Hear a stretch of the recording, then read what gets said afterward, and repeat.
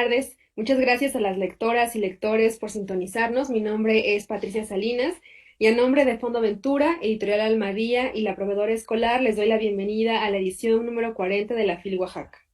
Estamos iniciando la mesa de Desanclar el Pensamiento, el ensayo en el debate actual, donde tenemos tres invitadas muy especiales. Nos acompañan Ingrid Solana, Valeria Tentoni y Yasnaya Aguilar. Bienvenidas. Ingrid Solana es escritora y doctora en letras por la UNAM. Es autora de los libros de poesía de Tiranos, Contramundos y El Juego del Mundo y de los ensayos La Gacela y el Abismo, Barrio Verbo y Notas Inauditas. Valeria Tentoni es escritora, periodista, publicó los libros de poesía Batalla Sonora, Ajuar, Antitierra y Piedras Preciosas, así como los libros de relatos El Sistema del Silencio y Furia Diamante. Ha participado en antologías como Transfronterizas, 38 poetas latinoamericanas, Extremas, editado por Leila Guerriero, y Lo Infraordinario, que fue publicado por Gris Tormenta. Es editora del blog literario de Eterna Cadencia. Yasnaya Aguilar es lingüista, escritora, traductora, activista de derechos lingüísticos e investigadora AYUC. Estudió la licenciatura en Lengua y Literaturas Hispánicas y la maestría en Lingüística Hispánica en la UNAM. Desde 2011 escribe el blog Ayuc en la revista Este País y actualmente también escribe una columna en Gato Pardo.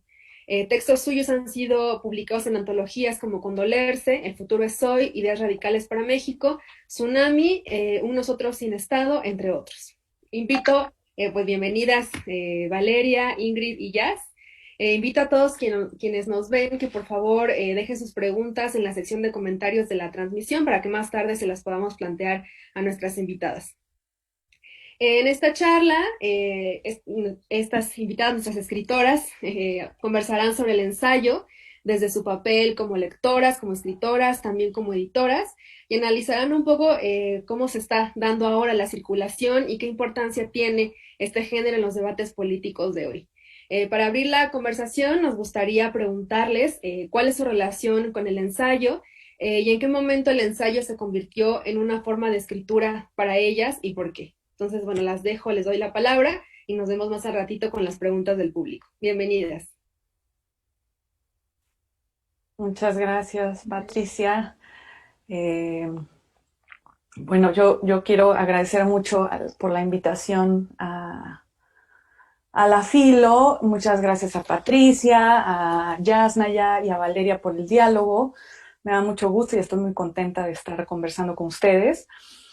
También quiero, antes de conversar un poco, solidarizarme por el derecho universal al agua y con Ayutla y con todos los pueblos del mundo que estamos viviendo cosas muy complicadas y que los estados deben atender y resolver con puntualidad porque se trata de derechos humanos. Bueno, creo que todas estas cosas son cosas que estamos escribiendo y que estamos pensando y creo que tiene mucho que ver con el diálogo también de nuestra charla hoy.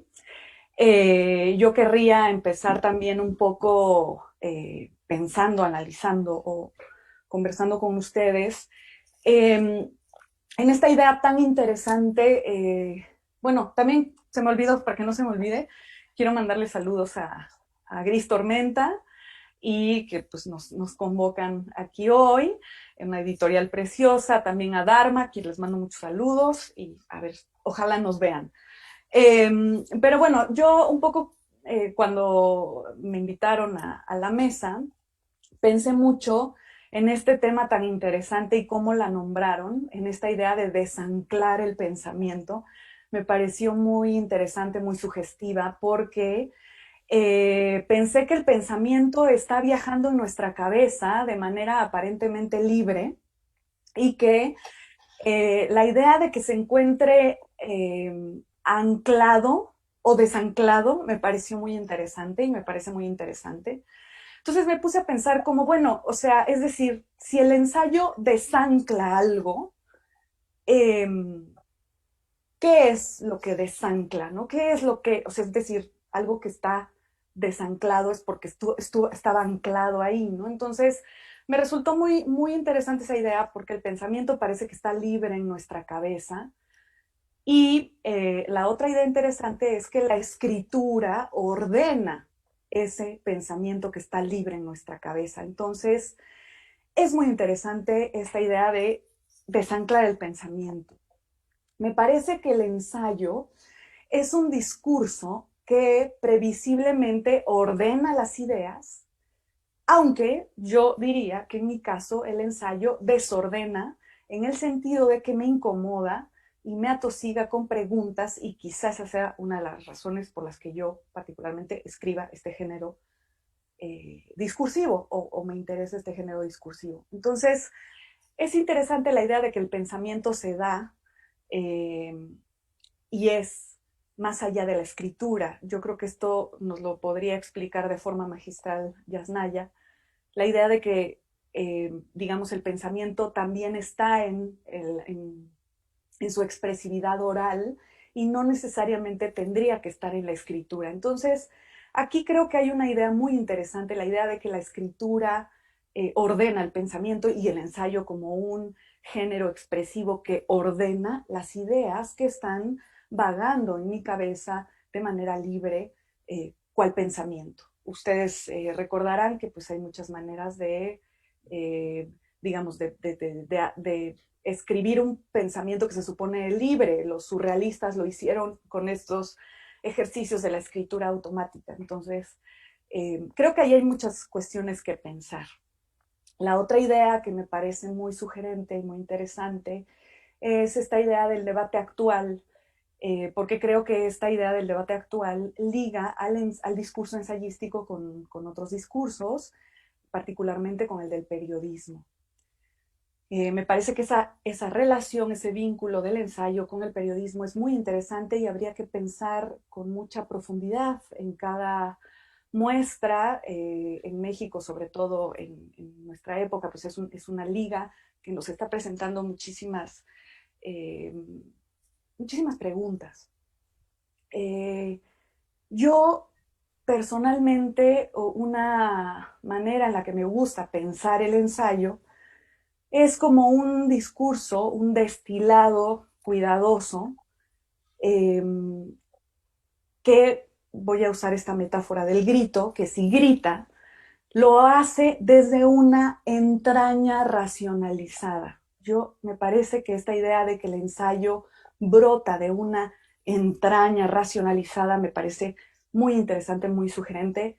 Es decir, eh, casi casi la palabra hecha carne, pero pasada por la razón. Hay un concepto que a mí me gustaría evocar al respecto, que es un concepto de la filósofa española María Zambrano, que habla de la razón poética, que es un concepto muy interesante, porque si se fijan ahí ya hay una paradoja, la idea de que la razón está hermanada con un discurso poético, eh, y es un concepto, es una manera de ver la vida, de entender la existencia, de entender la misma escritura, eh, como un espacio de cruce de, digamos, una actividad racional que al mismo tiempo está conjuntando una actividad misteriosa, profunda, marginal, colateral, que es la del discurso poético. A mí me gusta mucho ese concepto que es muy complicado en el pensamiento de María Zambrano, pero quería también ponerlo sobre la mesa porque creo que el ensayo tiene un cruce muy interesante de estas dos cuestiones. Este concepto de razón poética también creo que remite mucho, bueno, tiene una genealogía muy interesante porque es un concepto que viene, eh, que María Zambrano de una u otra manera le da la vuelta a un concepto que tenía Ortega y Gasset, que era el de razón vital, y que tenía que ver con esta frase muy famosa de Ortega y Gasset de yo soy yo y mi circunstancia, y si no la salvo a ella, no me salvo yo, que de una u otra manera está como hablando de que el pensamiento es historia y está ligado con la historia. No lo inventó Ortega y Gasset, es un concepto que a su vez él retomó de un hermeneuta alemán que se llama Wilhelm Dilthey, que habló de una razón histórica, perdón si me prolongo, voy a ir cerrando, pero una razón, que habló de una razón histórica. Y lo que me interesa resaltar con esta genealogía es la idea de que el pensamiento está atravesado de razón, de historia y en el caso concreto del concepto de María Zambrano, de poesía. Entonces, digamos, creo que esas tres esferas están jugando en el discurso ensayístico y me resulta muy interesante pensarlo así en una dimensión también estructural del pensamiento en nuestros días, ¿no? Como, es decir, que podría haber un magnífico ensayo periodístico que trenzara la historia, una visión política, una perspectiva social al mismo tiempo en un mismo espacio discursivo. Que insisto, no necesariamente tampoco tendría que ser por escrito, ¿no? Yo creo que ahí hay como también muchas cosas que decir. Pero bueno, otra idea también que me gustaría plantear de inicio es la idea de el pensamiento para qué o el pensamiento por qué, ¿no? Me parece que me gusta mucho siempre recordar que la dimensión profunda de la filosofía está en su etimología misma, que es amor a la sabiduría, lejos de eh,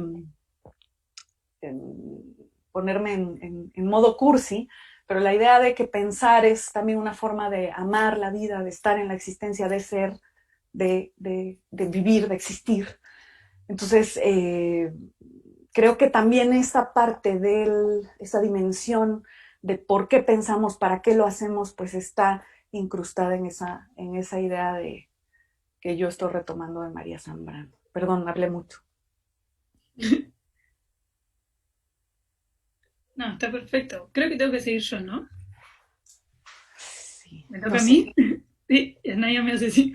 Bueno, nada, muchas gracias a todas. Estoy muy contenta de estar acá con ustedes. Estuve leyéndolas además a todas. Así que muchas ganas de escucharlas. Y muy agradecida a Gris Tormenta, que fue quien me hizo la invitación primera, y a la feria también, a Almadía. A la pregunta que respondió recién Ingrid, me gusta como empezar quizás por el final. Hay una línea de lo que tenía apuntado, ¿no? Hay una línea de María Negroni, que es una ensayista, poeta y narradora argentina extraordinaria, que dice que el ensayo anda siempre a tientas y ella piensa mucho el ensayo y a la poesía como un monstruo de dos cabezas. Creo que sí, la poesía y el ensayo están efectivamente muy cercanos en eso de ser géneros conjeturales y géneros omnívoros además, porque son como, eh, sí, son como animales que van devorando todo y procesándolo y dándole otra existencia. Y a la vez hay algo que a mí me viene de una conversación con un editor de poesía que siempre lo traigo porque me parece una idea brillante y, y una idea brillante siempre también deja vista la belleza del razonamiento. El razonamiento puede ser bello y es una suerte que lo sea porque nos ayuda nos llama la atención, la belleza nos retiene y nos retiene en el pensamiento, ¿no? Que nos hace falta seguir pensando todo. Entonces, este editor de mi ciudad, que es Bahía Blanca, que es una ciudad portuaria, donde muchas cosas anclan y desanclan, que se llama Gustavo López, es el editor de Vox, me explicó en una entrevista, yo trabajo mucho conversando, entrevistando, eh, y ahí muchas veces las entrevistadas y los entrevistados acceden a pequeños estados ensayísticos, como momentáneos, ¿no? Como que avanzadas las entrevistas a veces comienzan a ensayar en vivo adelante mío, cuando tengo mucha suerte. Y en ese caso Gustavo me dijo algo así, como que la poesía es importante como entrenamiento del pensamiento, como lectores y lectoras, para todos, y un entrenamiento defensivo incluso para negociar con el mundo, porque la poesía nos entrena en convivir con palabras que pueden sostener más de un sentido a la vez. En la poesía, lo mismo que en el ensayo, el sentido siempre está como en eso, en estado de tentativa y de tensión. Nada es liso, nada es pulcro, nada es plano. y en el ensayo es esperable, si esperamos que nos estimule y nos convoque, que sean superficies rugosas, sarmentosas, no planas. Y que esa coexistencia con más de un sentido a la vez en una sola palabra, quizás, una misma palabra que pueda acumular un montón de cosas, palabras que son hondísimas en la poesía. Y lo mismo puede pasar en el ensayo, es muy sano y nos fortalece como seres pensantes en un mundo que es muy desafiante. Eh, Porque necesitamos poder decodificar mensajes que se nos presentan como simples, pero son muy complejos y detrás de los cuales hay grandes engaños y mentiras que están plagados de terceros, cuartos y quintos sentidos que no podemos ni siquiera visorar. Y bueno, en ese sentido la poesía y el ensayo sí creo que, como decís Ingrid, están muy cerca.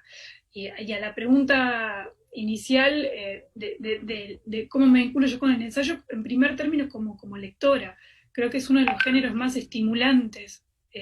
Leer cómo piensa alguien que se pone en riesgo en público, o sea, que pone en riesgo, que pone una hipótesis en riesgo y la pone en común para generar debate, para habilitar preguntas. De hecho, el ensayo es un género en el que la pregunta es capitana.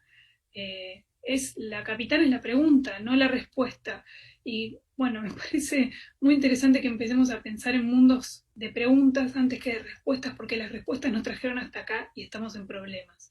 Pero bueno, me gustaría mucho más escucharlas a ustedes que, bueno, nada, sé que tienen un montón de cosas para compartir, pero bueno, tentativamente por ahí iría. En principio como lectora, escribo ensayo, pero mucho más lo disfruto como lectora, en realidad como todos los géneros, lo disfruto más como lectora. Ay, pues igual yo muchísimas gracias a la Feria Internacional del Libro de Oaxaca, a todas las personas que lo hacen posible, a Gris Tormenta. Yo estoy muy contenta y muy honrada de estar con Valeria y con Ingrid, que admiro profundamente y que ahorita estoy así como con ganas de tomar apuntes de todo lo que están. Y yo me siento un poco ¿cómo decirlo? Yo me tardé mucho tiempo en darme cuenta y no por falsa modestia, sino no sabía bien qué estaba escribiendo. Y en algún punto me di cuenta que era ensayo. Y como dice Valeria, y yo empecé por leerlo, o sea, lo que primero leí pues fue poesía y narrativa en español.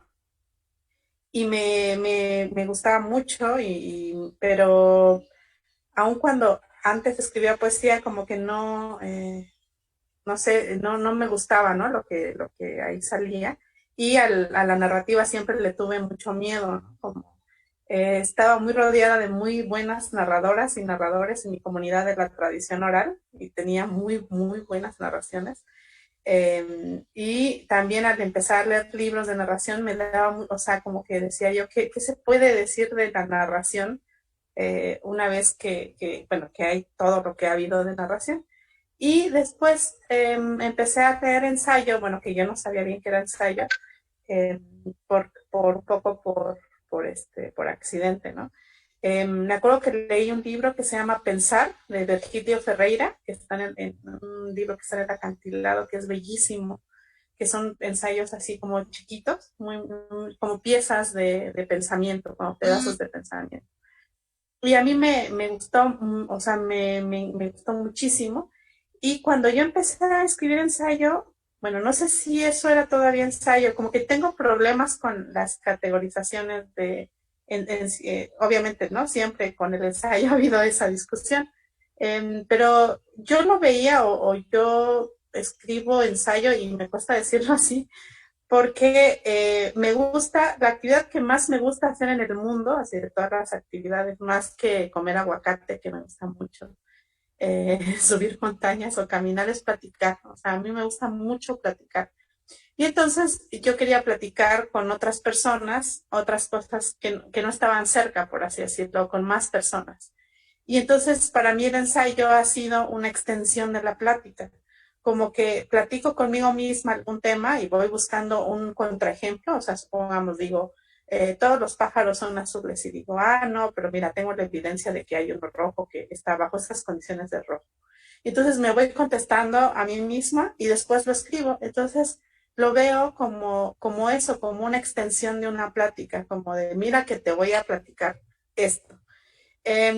Claramente que eso ha hecho que un día estaba pensando que quería escribir un libro de ensayos que se llamara El hilo negro y el agua tibia, porque como no hay nada nuevo bajo el sol, son como dar vueltas alrededor de un tema que puedes ir a visitar. Entonces hay temas que están ahí que puedes ir a visitar y lo que yo creo que cuando escribo ensayo es que visito ese tema desde lo que yo he vivido y lo relaciono con otras cosas que he vivido. Entonces, pienso que el ensayo para mí ha sido como dar cuenta del proceso en el que pienso algo. O sea, por ejemplo, no sé, vamos a pensar una cosa y entonces también transparento el proceso que me lleva a una conclusión sobre algo.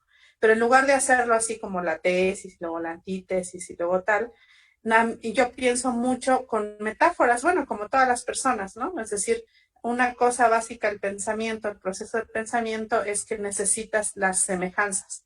Por eso es muy difícil comparar a tu abuelita con una bicicleta.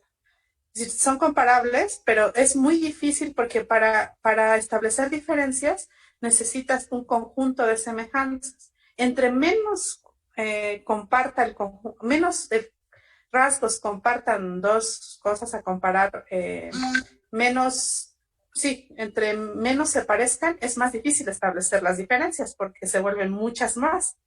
Entonces, comparar a mi abuelita con una bicicleta, híjole, la semejanza tal vez es que son entidades en el mundo, por así decirlo, y entonces va a ser muy complicado. Entonces, cuando estableces por ejemplo, un campo de, ya sea, no sé, va a ser un ensayo sobre el atardecer, entonces tal vez vas a escribir sobre las sensaciones que has tenido sobre el atardecer, supongamos. Y entonces, claro, ahí hay muchas semejanzas y sobre eso puedes ir ensayando las diferencias. Y para hacer semejanzas y diferencias va otro proceso de pensamiento que son las analogías, ¿no? Entonces, estableces una analogía. Si esto es a esto, que subyace a toda metáfora, por lo tanto, esto va a ser a esto. Como esto es a esto, esto es a esto. Y yo creo que casi todos los ensayos que a mí más me gustan tienen esa arquitectura en el fondo. O sea, en el fondo siempre están estableciendo semejanzas, estableciendo diferencias y creando analogías. Y creo que la diferencia entre las visitas que hacemos a los temas de los ensayos son las analogías que establecemos, ¿no? Por ejemplo, a mí me gusta mucho hablar del tiempo y las maneras en que se habla del tiempo en metáforas de espacio en las lenguas del mundo. O sea, ya estoy haciendo una analogía, ¿no? Tiempo, nueva de espacio, y así voy a hablar de él. Y tal vez alguien, para hablar del tiempo, vaya a elegir otra analogía y alguien más otra analogía y en todo el texto está, digamos, esa analogía y tal vez le pongo un recuerdo o tal vez eso me liga a un recuerdo de la infancia y entonces lo llamo y lo cito. Pero al fondo está esa arquitectura, digamos, que está ahí, que creo que Marina Sawa en su libro de ensayos que se llama Memoria Compartida, no, Ausencia Compartida, habla de cómo en el ensayo late algo como que nunca se ve, ¿no? Habla, me acuerdo de un objeto en el que puedes escuchar el sonido de algo que está dentro, como de un cilindro, pero nunca ves lo que está dentro, pero puedes saberlo por el sonido. Entonces, esa arquitectura está ahí atrás, porque si no sería un ensayo académico, ¿no? Entonces, o sería una fórmula matemática. Si A, entonces B, y entonces, por lo tanto, C. Pero yo digo, una vez que tengo esa gran analogía que me permite visitar una idea, siento que ya tengo el texto y ya después nada más voy citando cosas, como poniéndole un cuerpo lírico, por así decirlo. A veces más y a veces menos, dependiendo. Y creo que ese es mi proceso y ese es el proceso con el que platico, ¿no? O sea un chisme o mira que te voy a platicar que pasó esto en Chile. Entonces, lo que voy haciendo es buscando esas semejanzas, analogías y sí, diferencias, semejanza y analogías. Creo que está en el fondo atrás siempre. Pero no sé si eso, o sea, nunca he ido a un taller de ensayo ni he leído teoría del ensayo, por eso sospecho mucho de mi propio quehacer. Yo creo que es bien interesante y muy lindo lo que dices. Eh, Ahorita que hablabas de la ausencia dentro del texto, pues bueno, a mí me gusta mucho esta idea que tenía Mallarmé del lenguaje poético como un espacio en vez de presencias, de ausencias, ¿no? Y decía algo así como, en vez de una flor en el poema, tengo la ausencia de la flor. Es muy bello esto, ¿no? Es decir, la escritura también como un espacio en el que solo hay ausencias o están habitando las ausencias, están floreciendo las ausencias, ¿no? Entonces decía, y eso es muy avanzado, ¿no? Digamos, eso es lo dijo muy antes de las vanguardias. Entonces es muy interesante esa idea de la ausencia en el texto. En realidad la escritura crea un mundo nuevo, ¿no? Yo también rescataría mucho de lo que ambas comentan, esta idea de que también pues las fronteras entre los géneros literarios hoy en día sí son muy difusas y que estamos hablando en realidad aquí cuando Yasnaya dice esta idea de la experiencia también en torno al texto, pues hay también una cercanía y bueno, a mí me encantaría, no sé Valeria si quieres comentar esto, pero esta idea de que en México la crónica es un género que tiene una tradición inmensa, enorme, profunda, muy variada y que está íntimamente ligada con el ensayo. Entonces creo que un poco toda esta, o sea, que creo que aquí estamos un poco tejiendo esta tela alrededor de cómo el ensayo se vincula con la poesía y con la crónica. Y esto parece muy bello. Otra cosa que también les plantearía es la idea de eh, que yo lo retomaría de Chantal Meillard, que es esta idea de que la escritura poética también, más bien digo poética, pero poético entendido como un discurso que sale fuera de la comunicación. Que esta escritura poética o ensayística o de la crónica misma es una forma que sale de los parámetros arbóreos del conocimiento, precisamente como una expresividad que no se da en la academia, y la academia también no solo entendida como una universidad, sino como un discurso. Y que no se escribe o no estamos escribiendo desde esa verticalidad, ¿no? De la regla académica o de la verticalidad del pensamiento filosófico, ¿no? Sino que el ensayo también brota de una... por eso yo decía, ¿no? Para mí el ensayo es una entraña racionalizada en el sentido de que brota de un discurso que está lejos de ese conocimiento arbóreo o dictado desde un solo lugar, ¿no? Entonces, a mí me gusta mucho que cuando Chantal Maillard habla de la escritura poética como toda forma discursiva que sale de esos parámetros arbóreos para generar conocimiento y que se encuentra en una fuera que está un poco la palabra marginada es muy delicada de usar, pero sí que no pertenece a ciertas estructuras o maneras de generar conocimiento. Y pues bueno, la prueba es precisamente que el discurso ensayístico pues está lleno de metáforas, de alegorías, de símbolos, en fin, no sé cómo vean esto. Oigan, a mí me gustaría saber, así me da mucho curiosidad, ustedes cuando van a hacer un ensayo, ¿qué hacen? O sea, primero lo planean, hacen la estructura, le van pensando, le investigan, como cómo sus procesos de crear ensayo. Y eso me da mucha curiosidad. Yo creo que más o menos como me preparé para esta mesa, desarmo toda la biblioteca, es un lío. O sea, ahora tengo alrededor mío, lo que pasa es que no se los puedo mostrar, tendré que girar la cámara, pero están todos los libros que estuve releyendo para encontrarme con ustedes. es un proceso de lectura, que coincido mucho con vos en que es un proceso de diálogo, en mi caso, con libros, como, y también pensaba, por ejemplo, y llego además a veces a lugares de mi propia biblioteca que ni siquiera como que son, el ensayo es como que también justamente estimula a leer de otras maneras.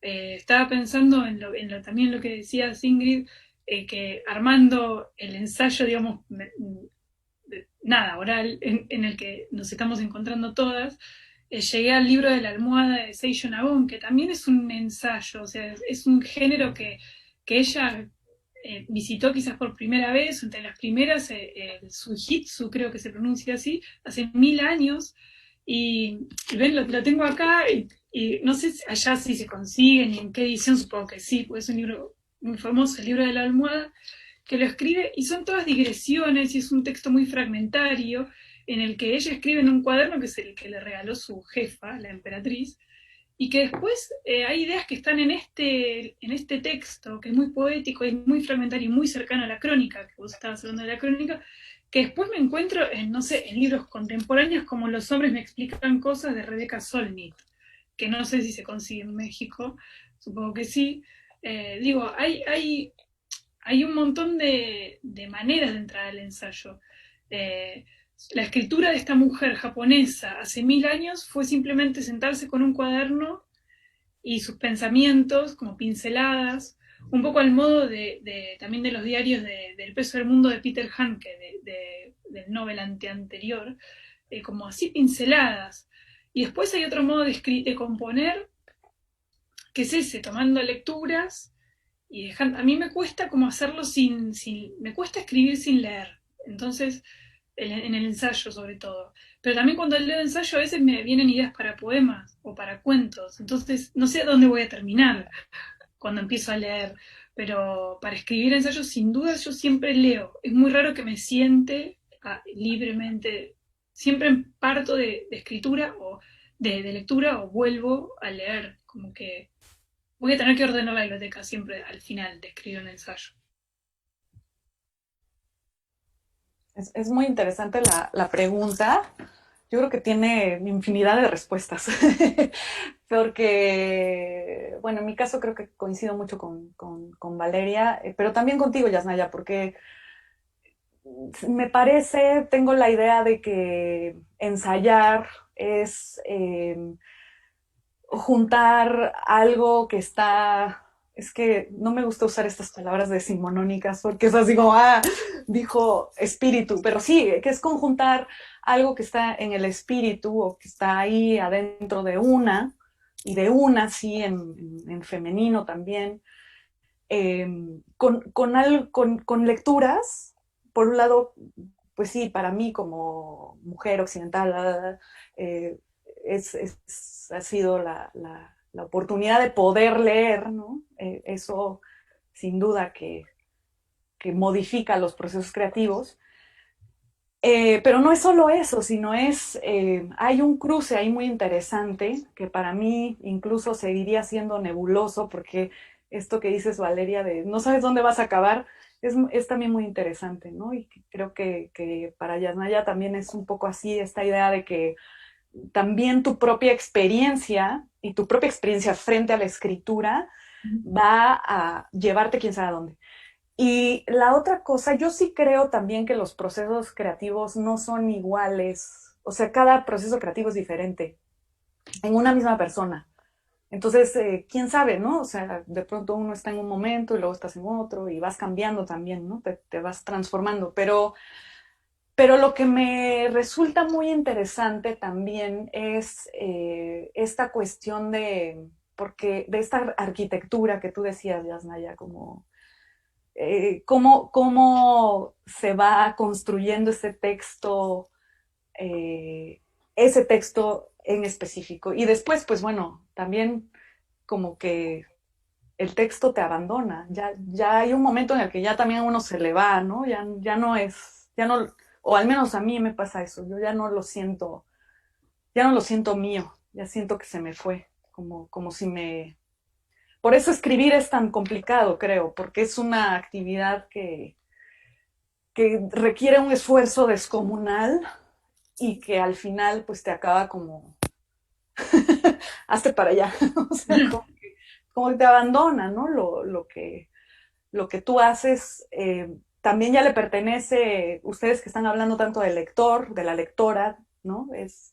Ya no es tuyo, es algo que le pertenece al que lo va a leer, ¿no? Entonces, por eso también yo creo que alguien decía, ¿no? Es que escribo porque leer tanto me llevó a escribir.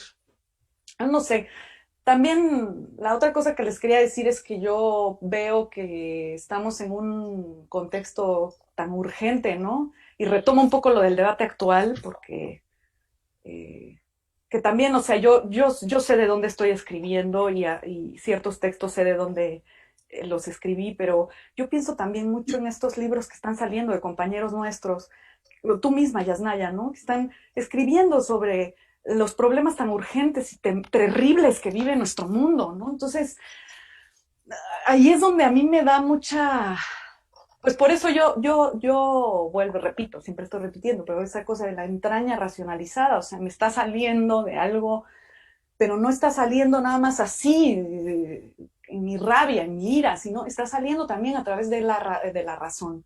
Muchos periodistas que están escribiendo cosas muy importantes para nuestro mundo, necesarias, fundamentales, que necesitamos escuchar, leer, por más dolorosas y horribles que sean, también están haciendo un ejercicio de racionalización, no sé cómo.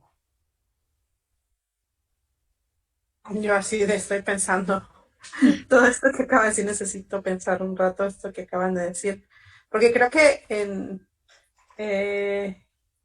no sé, como que de esta idea, ¿no? Del comienzo del ensayo con esto de ensayar el alma en algo. Y para mí, o sea, y esta parte racional me genera como muchas preguntas, ¿no? Entonces, por ejemplo, como en una parte mucho más concreta, es decir, si se sientan frente a la computadora o frente a una hoja, ¿qué es lo primero que hacen, no? O sea, es como apelaban esto a la razón, entonces quiero implicar que hacen como un mapa del texto antes de escribirlo o algo así. A mí me ayuda mucho, creo que yo no he escrito nada que no le haya platicado algo antes. Es casi como una transcripción de alguna plática en algún momento de argumentación o de plática apasionada sobre algún tema. Sí, creo que no hay nada que haya escrito que no haya platicado antes con alguien, ¿no? Y más bien fue extraño darme cuenta que eso, o sea, que podía escribirlo y que podía quitarle estas cosas que tiene la interacción, ¿no? O incorporarlas de alguna otra manera. Y yo creo que si no platicara, no podría escribir. Sí, esto siento.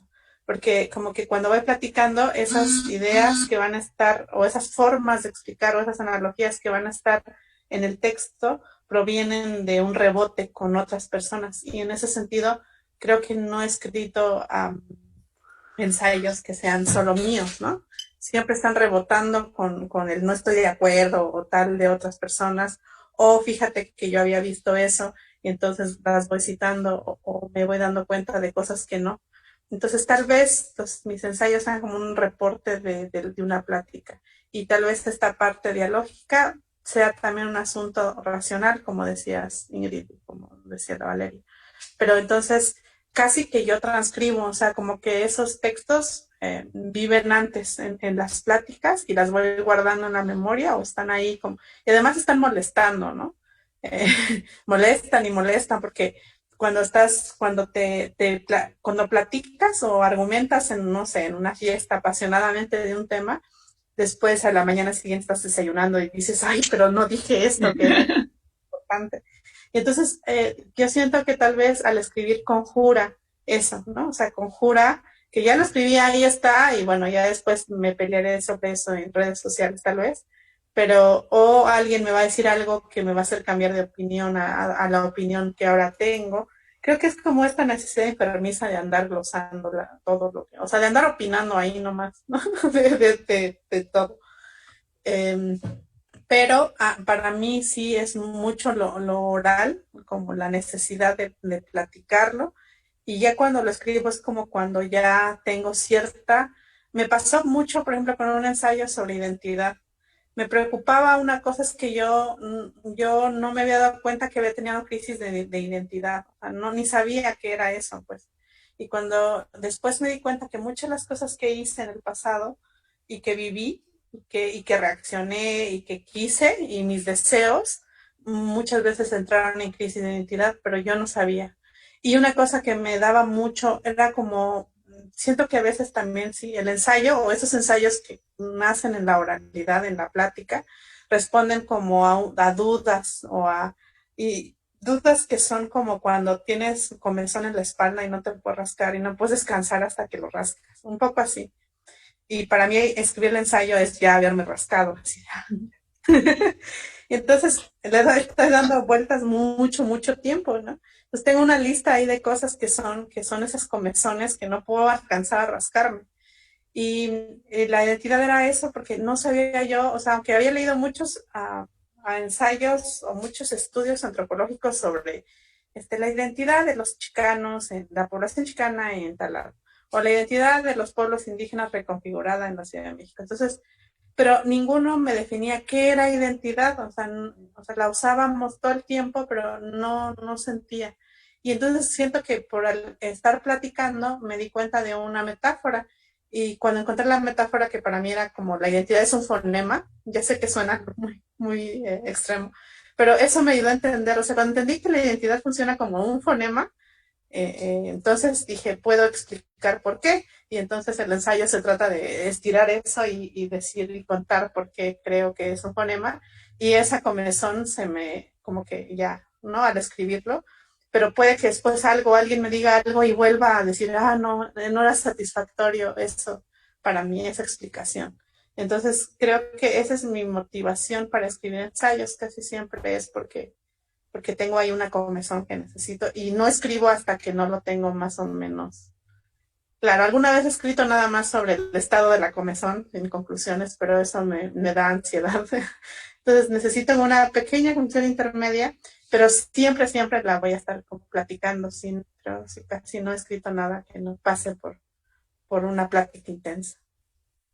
Creo que los franceses no lo llaman también pensamiento de escalera, eso que estás diciendo, como cuando te vas de un lugar y te quedas con, ay, tendría que haber dicho, como el pensamiento de bajando la escalera, volviendo a tu casa. Es muy linda esa idea, como el Ah, pensamiento como algo que te acosa, digamos, como que te exige que lo exorcice, digamos, con escritura.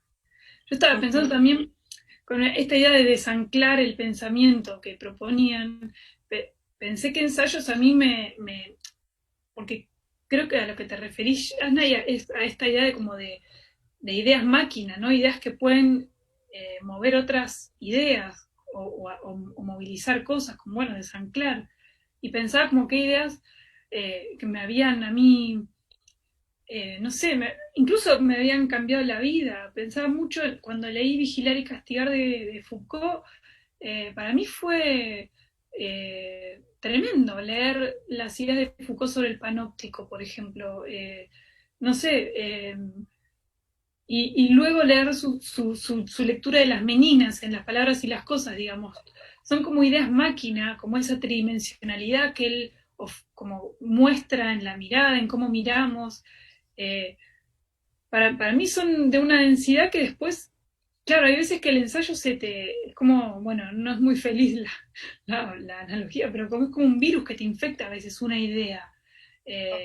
Hay ensayos que son virales, como que te entran y después ya son como cierto filtro que te quedó, con el que ya empezás a mirar, a decodificar las cosas, ¿no? Digo, qué hermoso poder lograr una idea así, ¿no? Es como muy alta misión, porque nada, creo que Foucault mismo, a mí, de todo lo que leí, creo que me dejó esas dos máquinas, son las que yo me quedé, porque también uno como lector se apropia.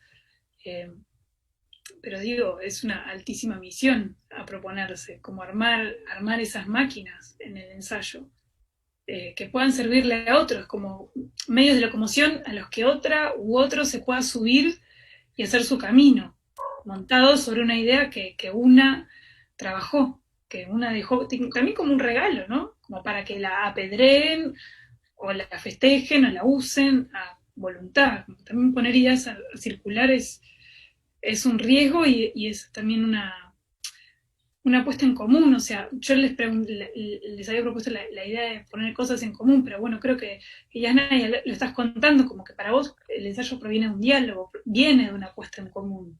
Me pregunto, Ingrid, si en tu caso también es así o... Ya voy a contestar más breve. Sí, claro, claro, a mí me parece algo, yo la verdad, de una forma muy egoísta, y lo tengo que confesar, yo no me había dado cuenta de todo lo que me da la gente con la que platico, y ahorita que tú hablas, Yasnaya, de la conversación, yo hasta hace muy poco me di cuenta de y fue para mí como un shock, porque dije, ay Dios mío, qué narcisista soy. eh, no me había dado cuenta de todo lo que me dan, incluso conversaciones que a veces parecen muy anodinas en mi día cotidiano. O sea, platico con alguien en la calle o algo, por caso, o me encuentro a alguien, y a veces me han salido textos de eso, las conversaciones que uno tiene con los amigos. Por eso es tan importante que incluso ahora en pandemia estemos en comunicación unos con otros, porque somos seres humanos, somos seres sociales y nos necesitamos pues para generar, para crear, para vivir el mundo en comunidad, precisamente. Yo, la verdad, también tengo ideas muy encontradas al respecto, porque creo que escribir sí es también o al menos escribir de la forma en la que nosotras lo hacemos, creo, digo, hacer un libro, sí es una actividad de soledad, pero entonces está esa paradoja de que es un diálogo constante con lecturas, con personas, pero al mismo tiempo es una actividad que ya su ejecución, digamos, eh, con sus eh, con sus excepciones muy notables. O sea, yo también tengo en cuenta la escritura del cadáver exquisito y todo eso, ¿no? Pero digamos que la escritura en sí misma, desarrollada así como en escritorio, pues es una actividad en solitario, pero que sí se genera desde ahí, y creo que sí, para mí también comparto, por supuesto, eso con ambas. Bueno, pues las voy a interrumpir un ratito porque ya estamos sobre tiempo, nos faltan todavía 10 minutitos, pero quisiera plantearles una pregunta muy linda que nos llegó del público y dice así, soy Farid, un niño de 9 años. ¿Qué me sugieren para escribir un ensayo literario?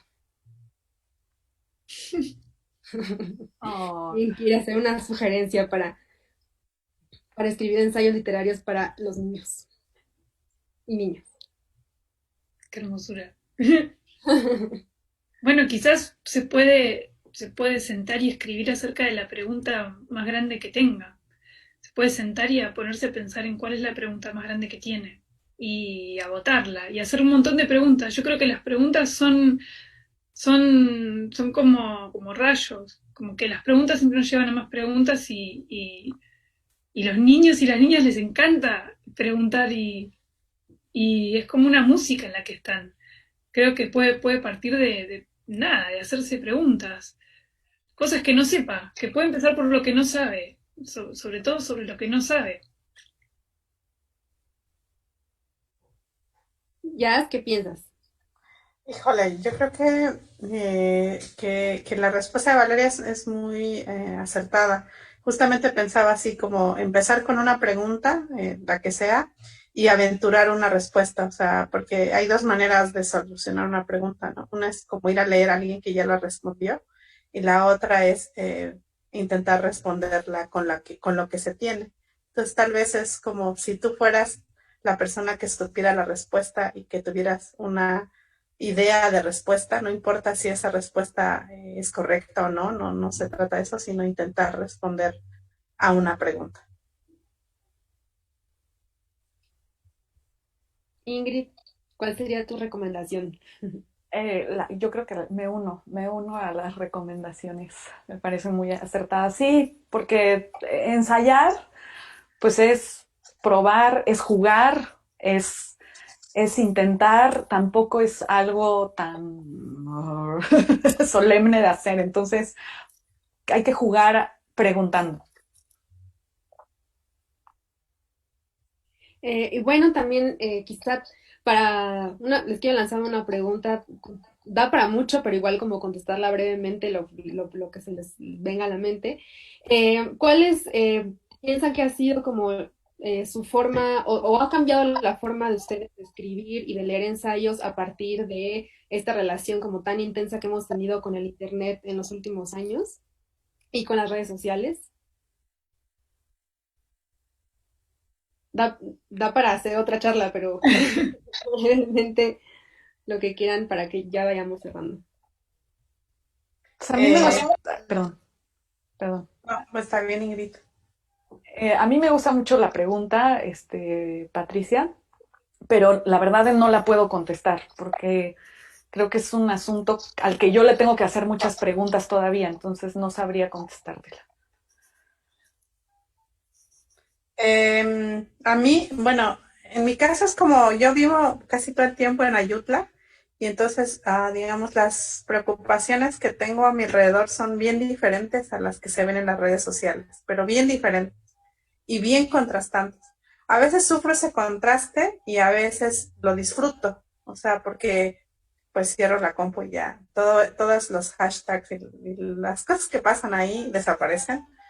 Y también al revés, ¿no? O sea, a veces es tan abrumador las preocupaciones que tengo ahí en lo concreto, en la vida concreta, o también es muy maravilloso, ¿no? O sea, puedo ir a la montaña, tengo muchas ventajas, excepto la conexión a internet, que es muy inestable, pero no importa.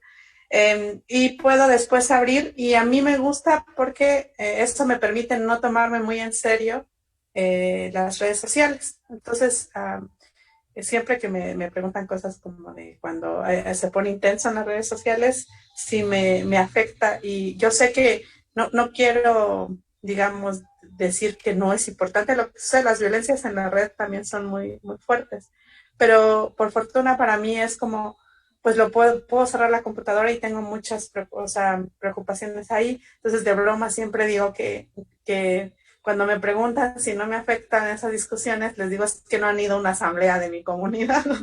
O sea, ya Twitter es como pasteo, lo puedo cerrar y ya, ¿no?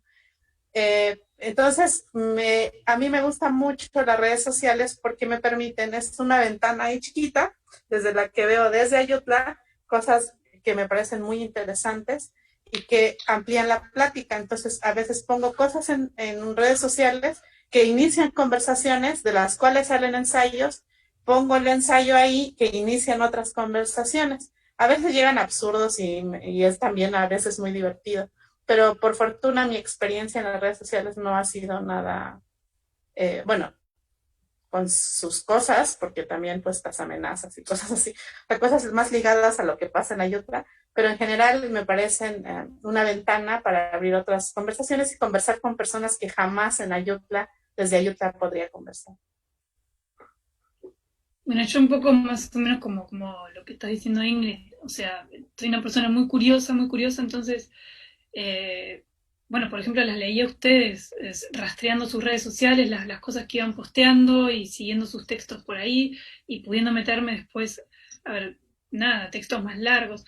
Lo que sí creo que nuestra generación, que creo que la compartimos, tenemos más o menos la misma edad, es una generación que no es nativa digital. Y igual no creo que de esto zafen las generaciones más jóvenes. Creo que no, la herramienta nos invadió, entre comillas, de alguna manera y no tenemos muy en claro cómo hacer la curaduría de la herramienta. Creo que leemos como a borbotones y están en mismo lugar cosas que quizás sí distorsionan o pueden herir, y no es gratis. Una herida, por muy digital que sea, por lo menos para mí no, y creo que aprender también a elegir qué seguimos, que no sé, no para cerrarse, no para anular todo, porque si no el mundo que te contás no existe, o sea, es tu mundo, tu recorte, y tenés que comprender que hay variedades y que son muy ricas y te pueden enseñar. pero creo que hay que estar alertas a qué cosas dejamos que ingresen a nuestro sistema, que no hay que perder de vista que tenemos el control de qué es lo que dejamos ingresar, que depende de un clic muchas veces, y que por otra parte tenemos que entender que una interacción no es una lectura, y que estamos hablando, por ejemplo, acá del ensayo. El ensayo es un género que a mí por lo menos me atrae sobre todo porque invoca una lentitud que es muy maestra. La lentitud es necesaria para el pensamiento. Todas las que leemos, sabemos que leer un libro, por ejemplo, o escribirlo, lleva muchísimo tiempo. Un tweet es una escritura que no es menor, por supuesto, y la fuerza que puede tener un tweet no es para nada subestimable. De hecho, puede cambiar el curso de muchas cosas un tweet. Yo no subestimaría para nada las redes sociales. De hecho, creo que en este momento, además de encierro, son nuestros foros, son nuestras plazas. Y de hecho tenemos la posibilidad de armar plazas mucho más grandes, plazas latinoamericanas, por ejemplo. Podemos armar grandes plazas en las que compartir. Hoy vi un tuit de alguna de ustedes sobre el problema de agua que tienen en Ayutla. Bueno, también hay problemas de agua en Buenos Aires. Entonces, ¿por qué no hablamos juntas de todo esto? Creo que las redes nos pueden acercar y las tenemos que usar para que nos acerquen. Y bueno, sí, siempre va a haber. Pero entender que una interacción ni la inversión de tiempo, ni de energía, ni de velocidades es la misma que la de la escritura de un texto. No es que una cosa sea mejor que otra, pero hay que comprender una interacción no siempre es una lectura. A veces se le da un corazón, un like, una estrella, lo que sea, a un titular y nadie ingresa y lee. Soy editora de un blog de literatura en realidad, pero veo el tiempo que pasa la gente leyendo. En promedio no son más de 2 minutos, es imposible, o sea, la gente picotea y tenemos que ser conscientes de eso, no para escandalizarnos, sino para comprender. Somos trabajadoras de la escritura y somos lectoras. Bueno, el mundo en el que estamos es un mundo que va cambiando. Lo podemos usar a nuestro favor o no, pero tenemos que estar atentas. Creo que Internet nos exige estar muy atentas, lo cual puede ser agotador, y en este momento sobre todo. Pero bueno, también nos puede acercar. Bueno, pues muchísimas gracias a las tres. Estamos encantados con la charla que sostuvieron. El tiempo se nos ha terminado y bueno, les agradecemos de nuevo Ingrid, Valeria y Jazz por formar parte de la Filo y les recordamos a todos que pueden adquirir los libros de las autoras en el marketplace de la Filo y que pueden seguir las transmisiones de la feria en Facebook, en Instagram y en YouTube. Y muchísimas gracias a todos y a ustedes por esta charla. Muchas gracias. Muchas gracias. Hasta Muchas luego. gracias. Un honor.